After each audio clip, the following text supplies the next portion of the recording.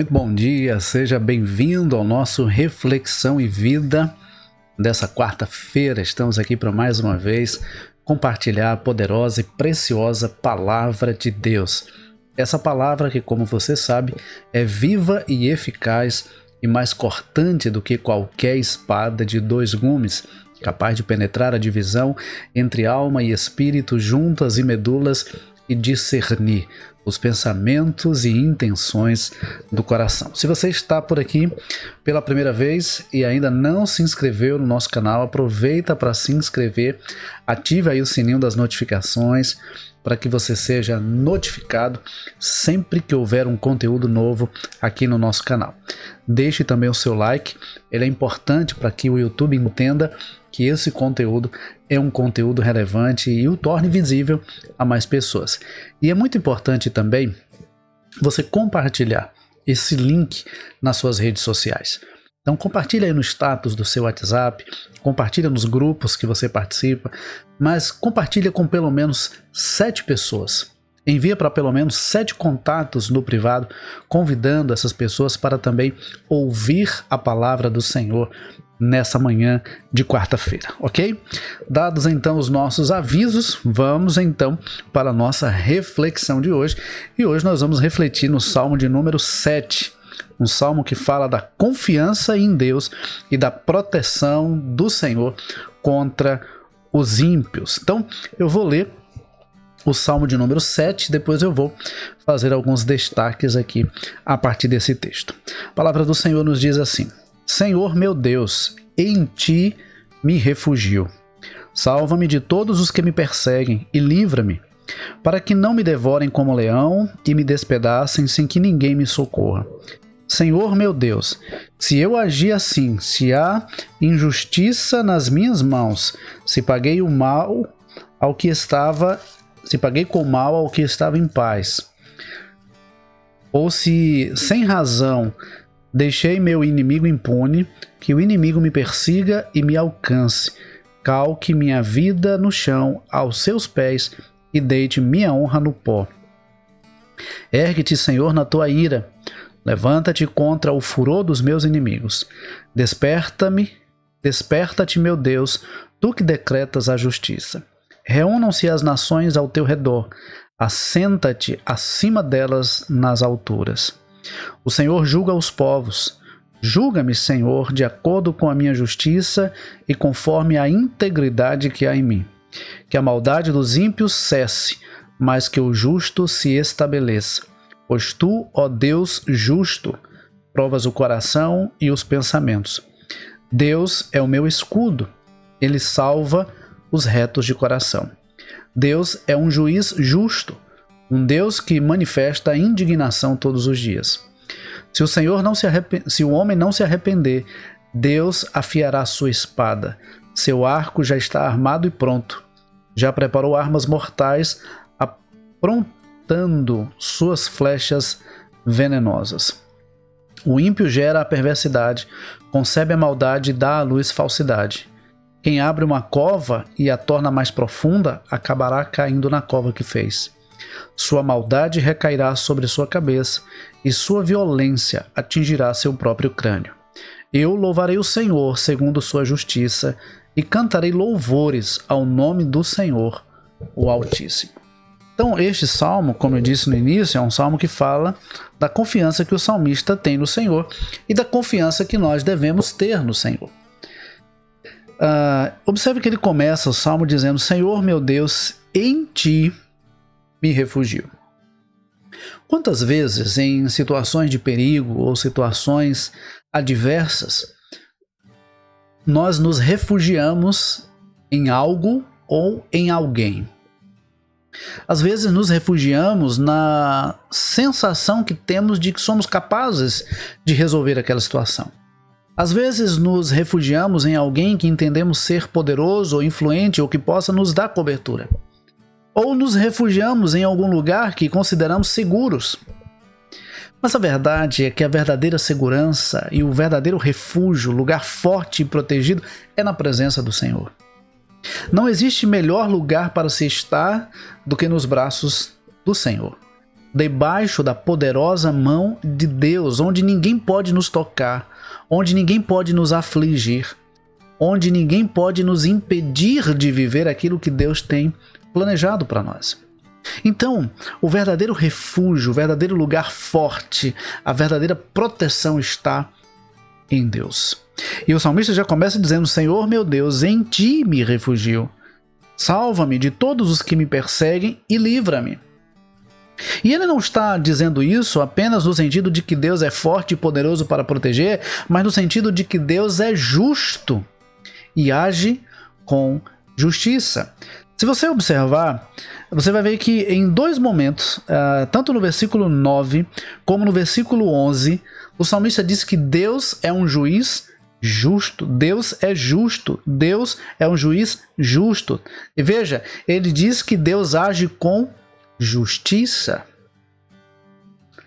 Deus não é parcial. Deus não age com preferências. Deus não age protegendo o ímpio ou deixando impune aquele que causou o mal. Deus age com justiça. E aqui eu quero destacar uma coisa importante. Quando ele diz no versículo 9, Deus é um juiz justo, parece algo redundante, mas a ideia é mostrar que Deus ele age com justiça. E a justiça de Deus realmente é perfeita. A nossa justiça ela está baseada naquilo que nós vemos ou naquilo que nós sentimos. Mas a justiça de Deus está baseada naquilo que realmente é. A justiça de Deus está baseada naquilo que realmente é.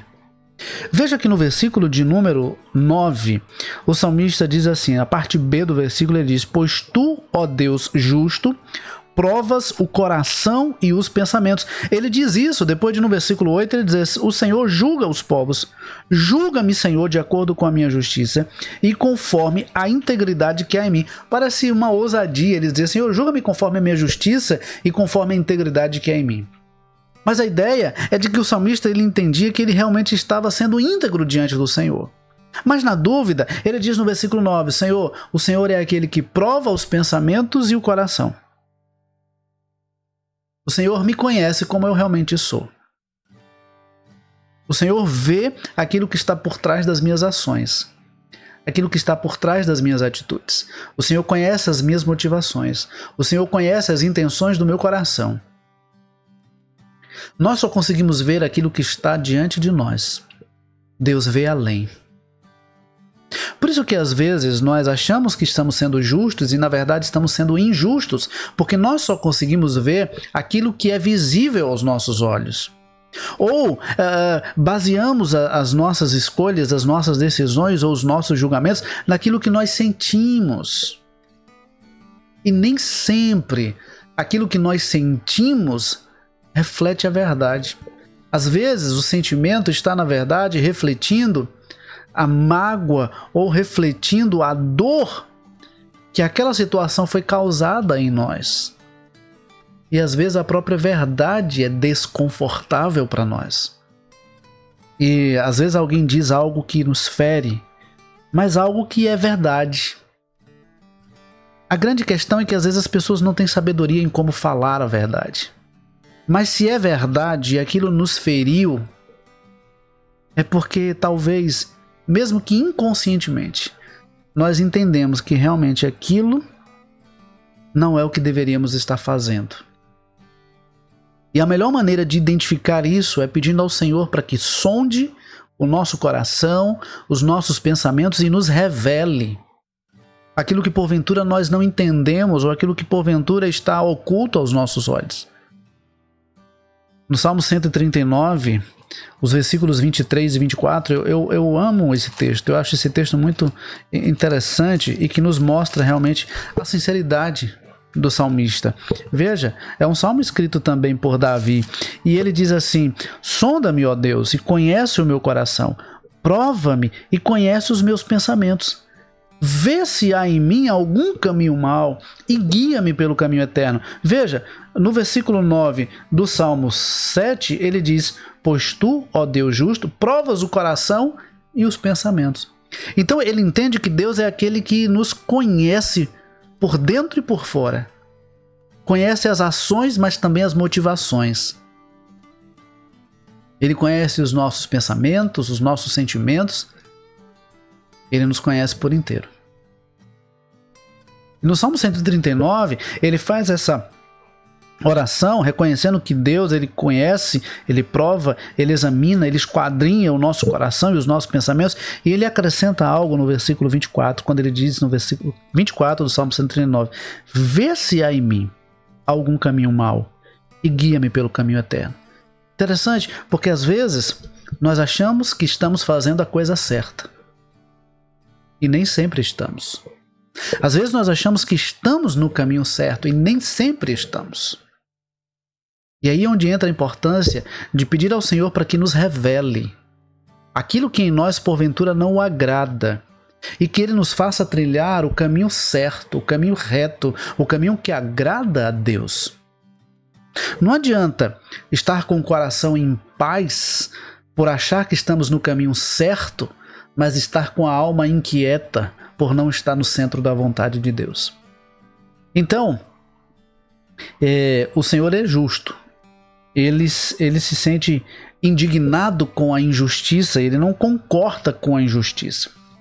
E no versículo 10 ele diz assim, Deus é o meu escudo, ele salva os retos de coração. Ele mais uma vez reconhece Deus como a sua segurança, como a sua proteção. Veja que no versículo 1 ele se refere a Deus como seu refúgio, aqui ele se refere a Deus como seu escudo, como aquele que guarda e aquele que protege. Refúgio é aquele que guarda, escudo é aquele que protege. Mas ele faz uma observação aqui interessante, ele diz que Deus é o meu escudo, ele salva os retos de coração. E a minha pergunta para você nessa manhã é como está o seu coração? Como está a sua vida diante de Deus? Não diante do que você acha, não diante do que você pensa, não comparado àquilo que outra pessoa está fazendo, mas diante de Deus, como é que está a sua vida? Um dos nossos grandes erros é querer comparar a nossa vida ou basear a nossa vida na vida do outro. E às vezes a gente diz assim, olha, a minha vida está menos pior do que a vida de fulano. Fulano é mais pecador que eu, fulano está mais desagradando a Deus do que eu. E a ideia não é essa. A ideia é fazermos uma avaliação da nossa vida à luz da palavra de Deus. E se nós não estamos conseguindo entender ou perceber aquilo que em nós não agrada ao Senhor, nada melhor do que fazer como salmista. Pedir ao Senhor para que esquadrinhe o nosso coração, para que prove os nossos pensamentos e nos faça entender aquilo que em nós não agrada ao Senhor. E aí, então, ele diz nos versículos 14 a 16 sobre a lei da semeadura. Ele diz assim, o ímpio gera a perversidade, concebe a maldade e dá à luz a falsidade. Quem abre uma cova e a torna mais profunda, acabará caindo na cova que fez. Sua maldade recairá sobre sua cabeça e sua violência atingirá o seu próprio crânio.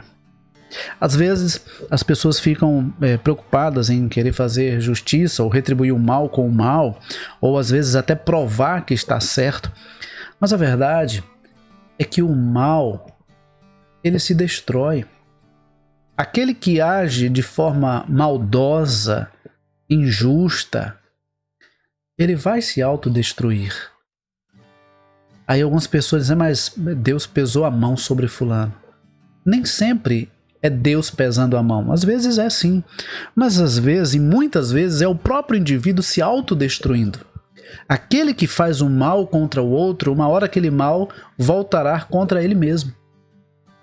Quem planta o bem, colhe o bem. Quem planta o mal, colhe o mal. É a lei da semeadura. Eu já falei aqui em outra ocasião que o princípio da semeadura é o princípio que você nem precisa de fé, não precisa nem crer que essa lei é verdadeira, porque ela simplesmente acontece.